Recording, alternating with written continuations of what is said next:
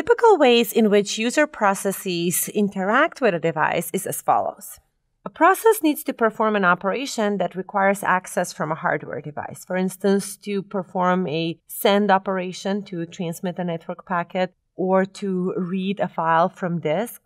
The process will perform a system call in which it will specify the appropriate operation. With this, the process is requesting this operation from the operating system, from the kernel.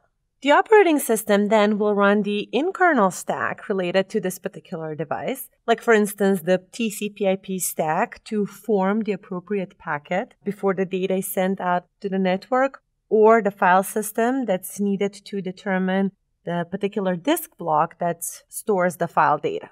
Then the operating system will invoke the appropriate device driver for the network or for the block device for the disk.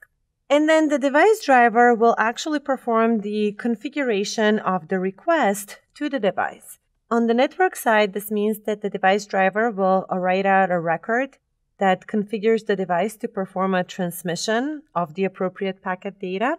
Or on the disk side, this means that the device driver will issue certain commands to the disk that configure the disk head movement or where the data should be read from, etc.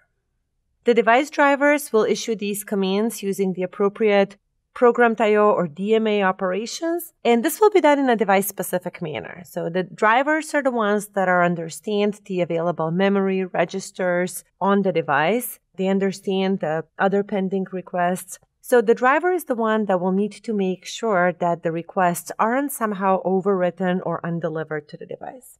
So all of this configuration and control will be performed at this level, at the driver level.